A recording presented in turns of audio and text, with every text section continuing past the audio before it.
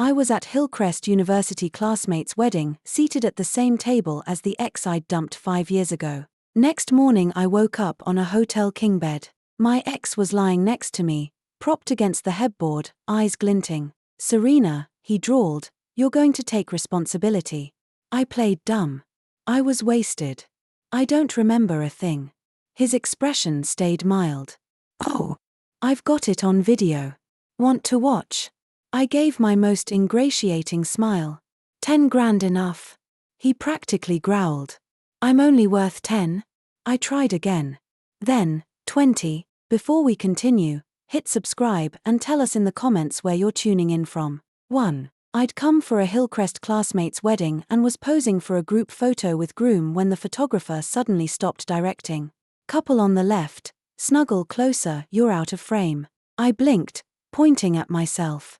"Me?" The photographer aimed a finger past my shoulder. "You, handsome, get closer to your girlfriend, hurry." I glanced back and met the eyes of my ex from 5 years ago. My own went wide as saucers. Dr. Rowan smirked. "What, see a ghost?"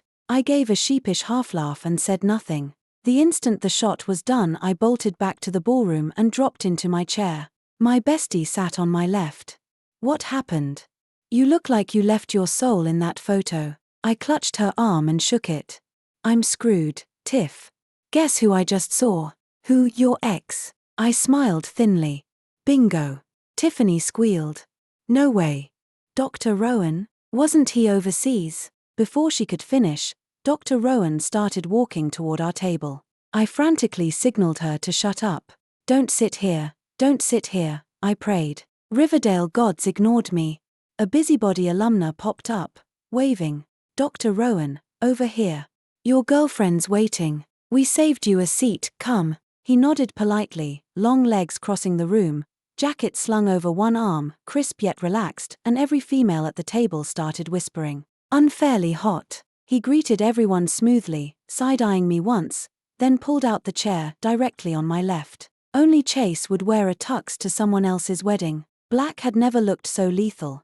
The starched suit gave off Forbidden Surgeon vibes, sharpening every perfect line of him. "Came straight from a lecture next door," he explained, draping the jacket over the chair so the hem brushed my forearm and set my skin buzzing. Almost everyone at the table had played tennis for Hillcrest.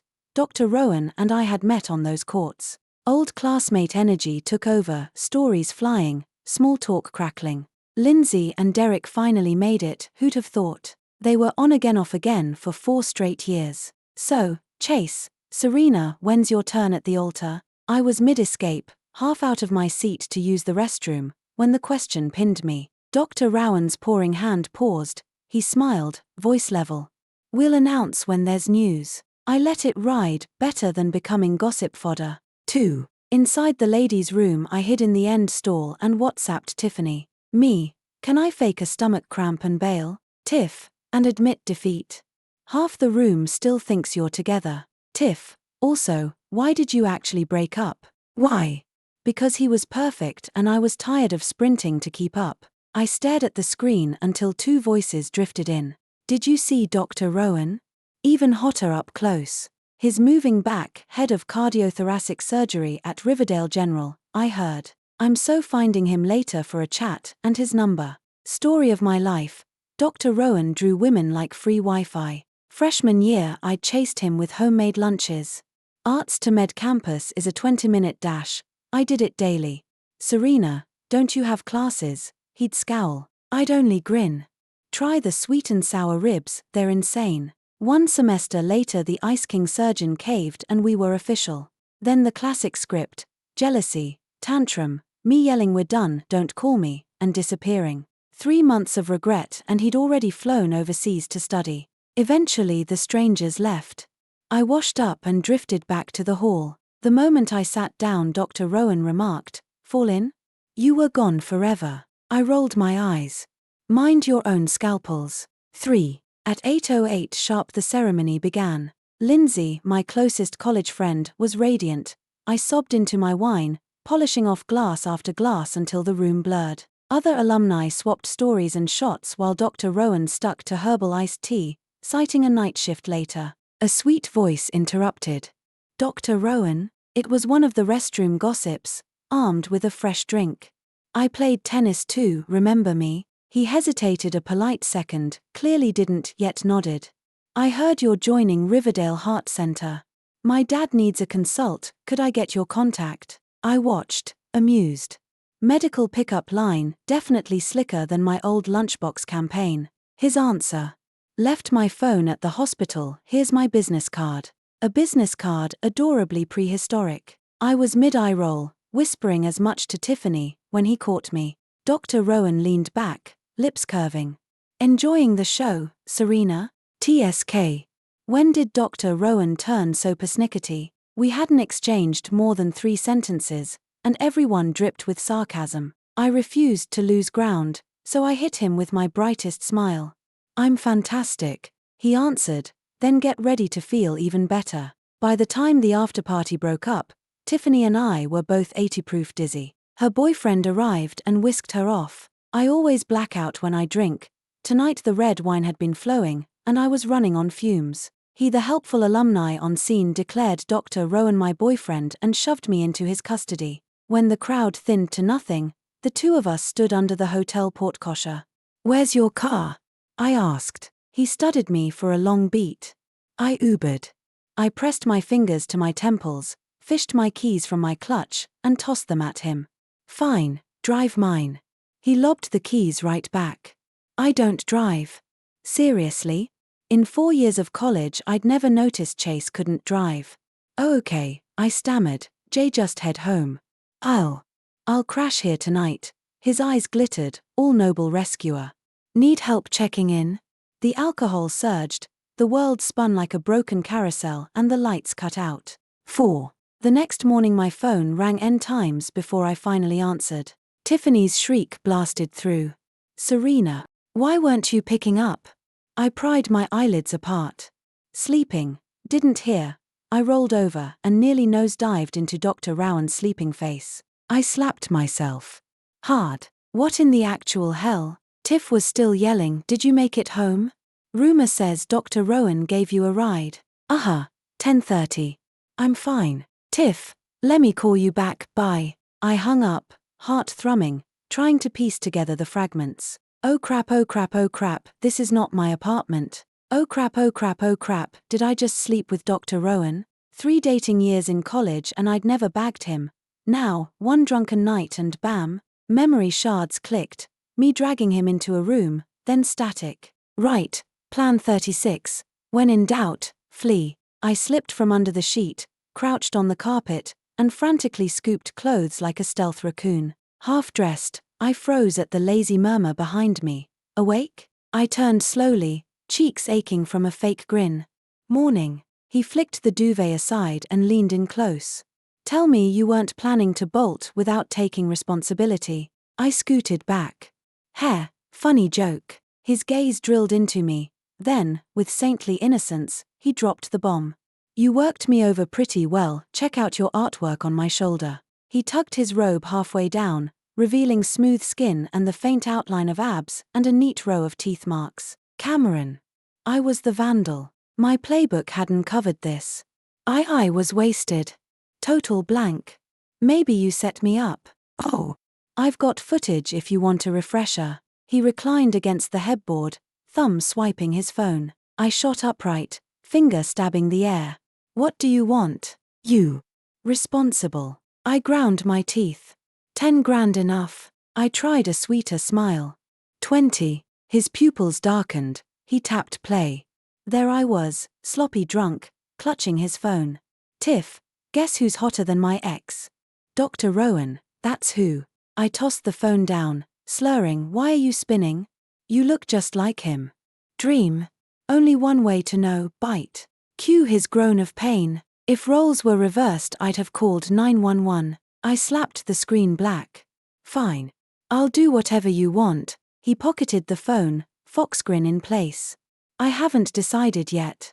But to keep you honest, draft a promissory note, or I must text every classmate that you love 'em and leave 'em. Face flaming, I scribbled the shameful contract. Serena vows full responsibility for Dr. Rowan, on penalty of becoming a barky mutt whose ramen lacks seasoning packets. I thrust the paper at him, whirled away, and marched out, queen of cool on the outside, total panic soup inside. Elevator to lobby, parking garage, yank door, ignition, vroom, click. Passenger door opens, Dr. Rowan slides in. Forgot to lock it, idiot. He buckles up. Riverdale General, please, get an Uber. Someone kept me out all night. Fine, just don't talk. We pull up at the hospital. I hop out, bowing like a chauffeur. He smirks. Didn't know you had a butler mode. I shove him toward the doors. Go save lives, Dr. Rowan. 5. Back home at last, I open the door to Tiffany starfished on my couch, slurping bubble tea. Serena, I called you a million times, where were you? I fish my dead phone from my bag. Battery died. Sorry. She hops up, drink in one hand, lifting my chin with the other. You didn't change your clothes, your hair's a mess, and you've got black circles under your eyes. Something's off, something's definitely off. Spill. After the reception last night, which guy did you sneak off with? I guiltily slid her hand away and escaped to the couch. No one, I just went for an early jog. Tiffany wouldn't let it go. Oh. So it wasn't a spring night with Dr. Rowan? My face flamed from my neck to my cheeks in a split second. Why you shouldn't make stuff up. Aha. That means I nailed it. Confess and get leniency, resist and face the firing squad, start talking, now. In the end, under Tiffany's mix of bribes and threats, I laid out everything from start to finish. When she finished listening, her eyes lit up and she lunged at me. Look at you, actually sleeping with Dr. Rowan. I knew it, you've stayed celibate all these years because you're still hooked on that exact flavor. So, did you two get back together? Get back together, my butt. I denied it flat out, yet some tiny part of me still hoped.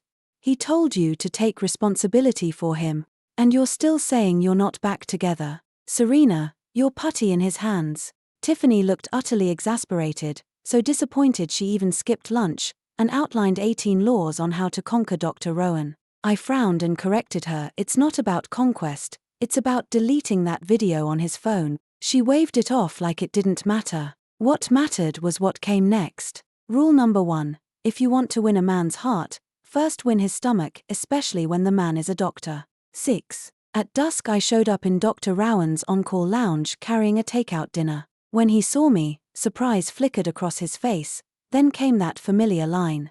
Serena, are you that free? No. I'm swamped.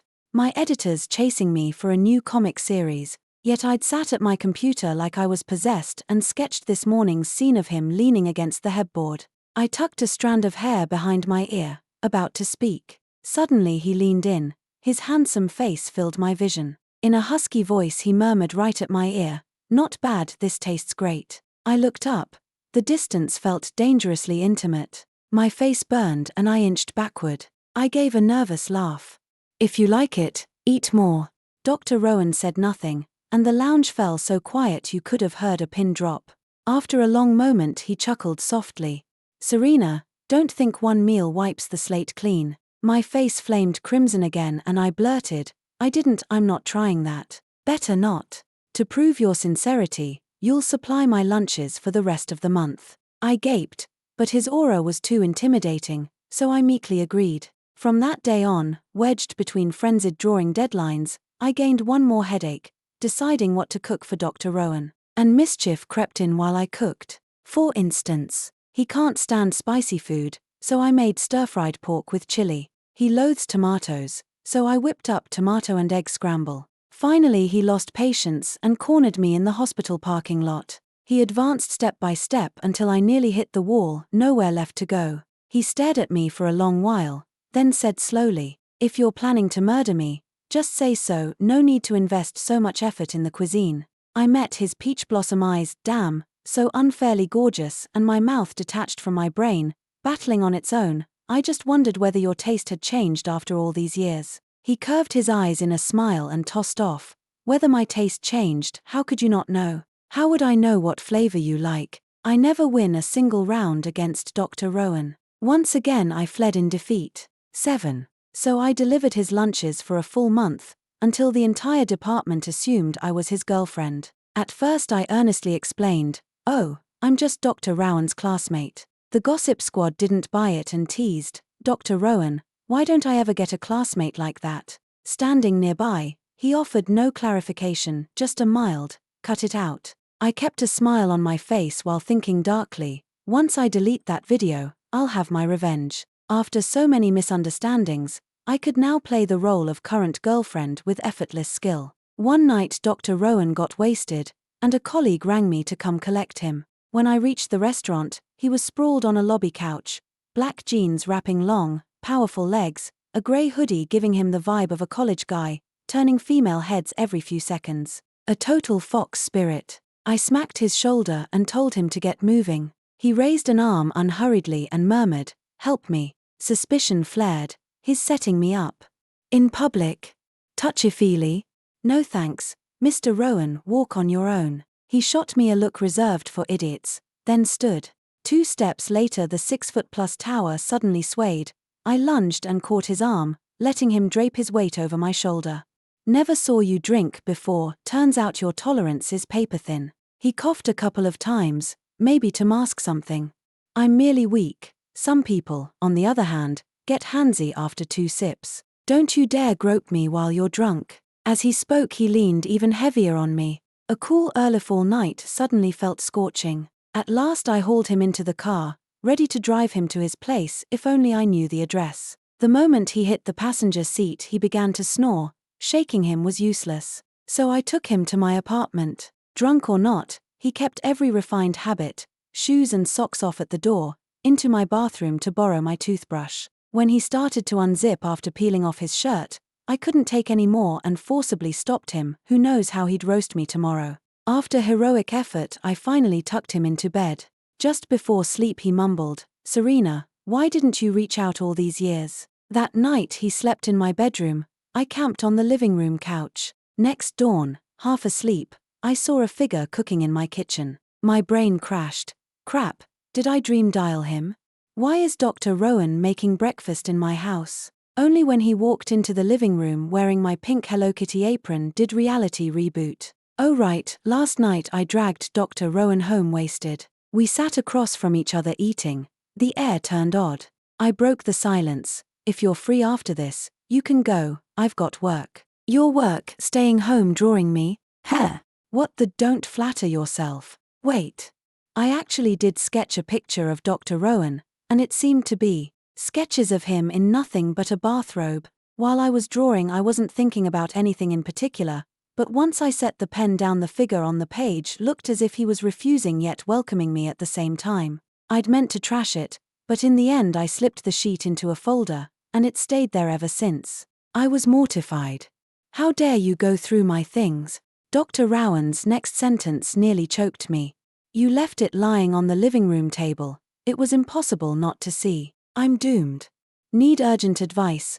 What do you do when the ex you've been secretly sketching catches you red-handed? His dark eyes were bottomless, the perfect lines of his face giving off an Arctic chill, yet the corner of his mouth curved in a smile that demanded further investigation. So you're still hung up on me, after all. I dodged his gaze, grabbed my phone, and jumped up. Suddenly remembered I haven't done my morning run. Enjoy breakfast, slowly. If I didn't bolt now, when would I? In one smooth streak I stood, left the room, slammed the door, and rode the elevator down. No way he could catch me this time. 8. What I didn't expect was that, having dodged Dr. Rowan in the morning, I'd run into him again that very afternoon after missing a step on a shopping mall staircase with Tiffany and snapping my leg.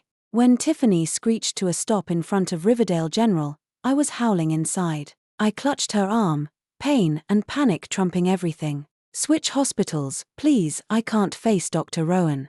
Tiff gave a sheepish grin. Babe, too late. I gnashed my teeth.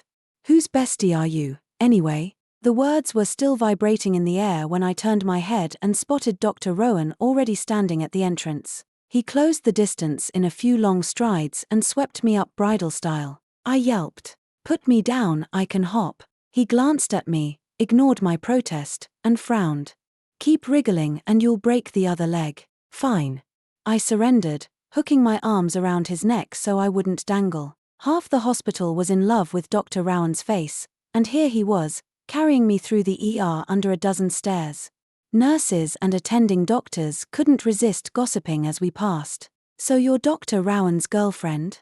First time I've seen him rattled. True, he arranged my registration, consultation, and x-rays like a flawless surgery checklist.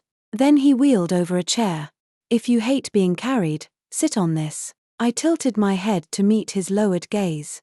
An innocent sentence, yet the way he said it sounded almost flirtatious. Too tired to argue, I muttered a thanks. After she dropped me off, Tiffany got an emergency call out for work.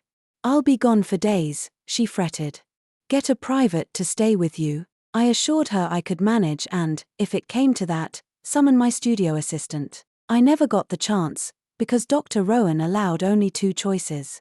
Option 1, you move in with me. Option 2, I move in with you. I hesitated, still trying to refuse. Big city surgeons are busy people, this tiny fracture is nothing you need to handle. For once he dropped the sarcasm, knelt in front of me, and spoke gently.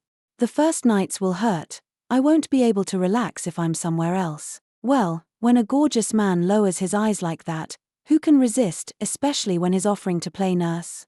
I pick my place, then. That evening he hauled a small suitcase over and officially began our living together routine, except this time he took the couch and I kept the bed. At midnight I lay awake, not from pain, but from nerves. Ding. Tiff slid into my WhatsApp.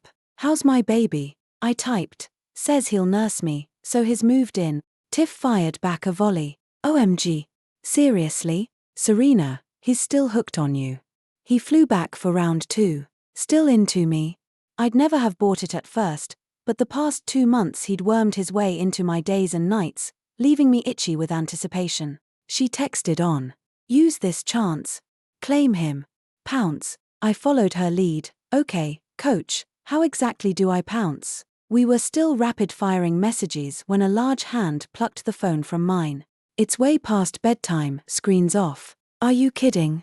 That phone holds secrets I'd delete before flatlining in an ER. I lurched to snatch it back, lost my balance, and nearly pitched off the mattress. Dr. Rowan caught me mid-fall, but our momentum toppled us sideways, my mouth landing square on the warm slope of his neck. Color rushed up his face. He looked almost flustered. "You break one leg and you're still hitting on me? Great, no river wide enough to wash this clean." Swallowing, I pushed myself up only to realize his hand was resting on my waist, fingers lightly stroking, voice husky. "You keep teasing me. Eventually I collect interest." "Interest?" My brain stalled, but my mouth ran ahead. "How want me to pay it back right now?" He froze, then eased me onto the pillow with deliberate control, bodies flush, breath mingling. When his lips met mine, desire overrode every rational circuit. When we parted, his eyes were faintly red, his lower lip swollen. I had the ridiculous thought that I'd somehow come out ahead in this transaction. All those years apart I'd believed I'd gone celibate, but one touch from Dr. Rowan flipped the switch, and my head filled with X-rated reels. Seeing me dazed, he waved a hand in front of my face. "Break your leg and fry your brain, too?" "Not fried, just blissed out." I licked my lips and smiled up at him. "Can I collect that interest again?" His expression went through 5 stages of disbelief before he growled. "No. Your leg is immobilized, doctor's orders. Abstinence. Abstinence." I dragged the syllable out, eyes traveling from his gaze to his mouth. Abstinence is hard. 9. After that night I expected our status to shift into hyperspeed. It didn't. He really did act like a live-in nurse. He even kept the apartment spotless, some kind of sexy domestic fairy. I dug up Tiff's earlier 8-step snag Dr. Rowan playbook, Step 1. Accidental flirtation kills. To demonstrate, Tiff overnight shipped me a gauzy white lounging dress and demanded I drift past him like an innocent blossom. According to her, men melt for the pure innocent trope. That evening I changed into the dress, lit candles, and laid out, takeout, then watched the wall clock spin while Dr. Rowan didn't appear. Phone calls and WhatsApp pings echoed into void. I panicked. No matter what, Dr. Rowan used to send me a message. Today he had vanished. Emery struck 12, I couldn't sit still anymore, grabbed a coat, and headed straight for the hospital. Half an hour later I hobbled in on crutches and spotted Dr. Rowan splashed with blood. I nearly died of fright. Forgetting my bum leg, I lurched over, seized his arm, and tears flooded out. Why is there blood on you? Was it a code silver altercation? Are you hurt? Dr. Rowan gently pried my hands off and wiped my cheeks, his voice steady enough to quiet a storm. I'm fine. None of it's mine. A bunch of crash victims rolled in at shift change. We've been swamped. I didn't get a second to tell you I'd be late. I blinked through wet lashes and finally noticed every resident gaping at us. Dr. Rowan, your girlfriend really adores you. Mortifying. Dr. Rowan smiled, laced his fingers through mine, and tugged me along. Patients are stable. I'm clocking out so I can take my little home. He actually said, my little. 10. Later Dr. Rowan really did nurse me for 3 solid months. The air between us shifted, half flirty, half old married, but that's hindsight talking. The day the cast came off I flew home planning to celebrate. Without a word he started packing. Panic flared, I caught his wrist. Dr. Rowan, where are you going? He glanced back, amused. Legs healed, mission accomplished. Time for me to bow out. He resumed stuffing clothes into the duffel. 3 months had wired me to his presence, even if he'd crashed on the living room couch. I'd even bought him a proper cot out of pity. The thought of him leaving uncorked 5 years of buried longing. I couldn't miss this shot. There might not be another chance to get Dr. Rowan back. Yep, utterly principle-free, I'd fallen for him again. Tiffany had preached. A hot doc who cooks and cleans lands in your apartment for 3 months, who wouldn't swoon? I inhaled and declared, didn't you demand I take responsibility? I will. Whatever you want, name it. Tears shimmered. I waited, eyes huge and wet. He thumbed the tear away. Then let's pick up the marriage license tomorrow. The leap felt astronomical. When I stayed mute he started packing again, guilt-tripping me. Forget it. 3 months of charity work for an ungrateful, my mistake. I lunged and clutched his sleeve. I'll take responsibility. He dropped the sweater. Fine, right now. Right now? You mean now? Getting cold feet. His voice dropped, heavy. No, I'm in, Avery. So that afternoon we skipped the messy reconciliation phase and became legal spouses. We stepped out of City Hall at dusk, certificates in hand. Who knew an ordinary day could detonate like this? Rush hour rivers of strangers streamed past, cars streaking by. The sunset painted plain brick with gold, and our life officially began. 11. Bonus, Dr. Rowan. I counted every one of the 5 years and 32 days Serena stayed silent. The morning we split she said, don't ever contact me again, then vanished. I waited 2 months, nothing. My mentor offered a fellowship overseas. I took it. 5 years, almost 30 birthdays, and endless jokes from colleagues that I was married to my research. When I finally flew home, I saw her at Derek's wedding, laughing through a group photo. I slid into the shot, waiting for her to notice.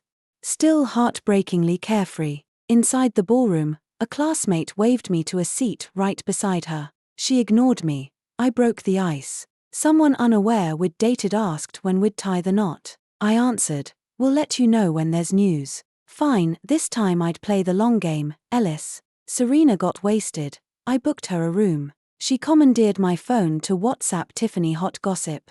I hit record. Dr. Rowan is back. Tiff, do you think he came for me? Of course I had, yet you still wouldn't look at me. Then she sank her teeth into my shoulder, swore I looked just like Dr. Rowan, demanded proof. She finally passed out at 2 a.m., after christening my shirt. I did laundry while she slept, whole for the first time in years. At dawn she tried to sneak off. I played the video and asked her to own up. No way was I letting go again. Her leg broke. I moved in for 3 months. She babbled, crossed lines, and when I kissed her she pretended nothing happened. Serena later, I thought you were shutting me out. Cast removal day, I feigned departure. She panicked, offered that responsibility I'd teased about. I blurted, then marry me tomorrow, expecting negotiation. She said yes. Sunset outside City Hall painted her face the same reckless gold I fell for at Hillcrest. I'd found her again. We hadn't lost each other after all. The end. Thanks for listening. If you loved the story, hit like, share with friends, drop us a comment, and subscribe for more. See you next time.